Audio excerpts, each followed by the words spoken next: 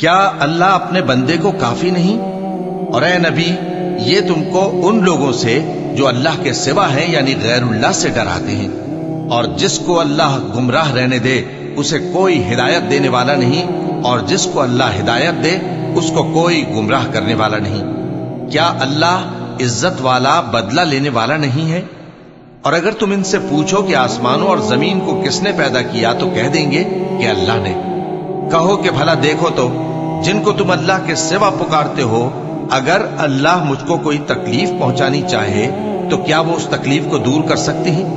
یا اگر وہ مجھ پر مہربانی کرنا چاہے تو کیا وہ اس کی مہربانی کو روک سکتے ہیں؟ کہہ دو کہ مجھے اللہ ہی کافی ہے، بھروسہ رکھنے والے اسی پر بھروسہ رکھتے ہیں۔ اللہ وہ معبود برحق ہے کہ اس کے سوا کوئی عبادت کے لائق نہیں، زندہ ہے، سب کو تھامنے والا، اسے نہ اونگ آتی ہے نہ نیند، جو کچھ آسمانوں میں اور جو کچھ زمین میں ہے سب اسی کا ہے۔ کون ہے کہ اس کی اجازت کے بغیر اس سے کسی کی سفارش کر سکے؟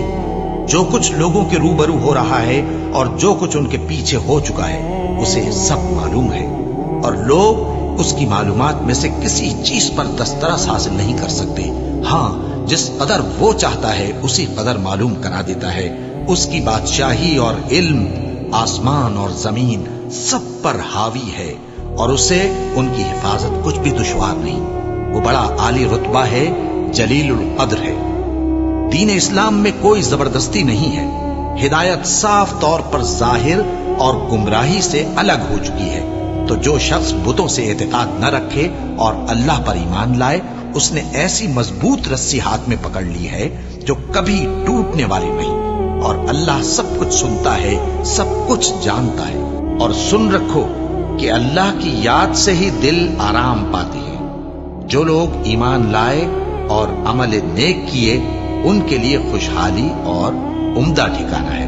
جو شخص دنیا کی آسودگی کا خواہش مند ہو تو ہم اس میں سے جسے چاہتے ہیں اور جتنا چاہتے ہیں جلد دے دیتے ہیں، پھر اس کے لیے جہنم کو ٹھکانہ مقرر کر رکھا ہے، جس میں وہ نفرین سن کر اور درگاہ الہی سے راندہ ہو کر داخل ہوگا۔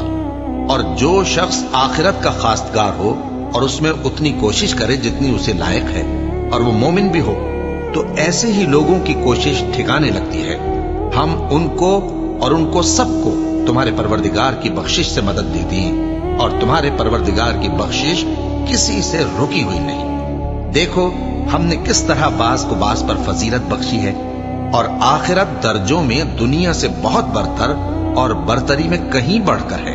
اور اللہ کے ساتھ کوئی اور معبود نہ بنانا کہ ملامتیں سن کر اور بے کس ہو کر بیٹھے رہ جاؤ گے، اور اس خدائے زندہ پر بھروسہ رکھو جو کبھی نہیں مرے گا، اور اس کی تعریف کے ساتھ تسبیح کرتے رہو، اور وہ اپنے بندوں کے گناہوں سے خبر رکھنے کو کافی ہے۔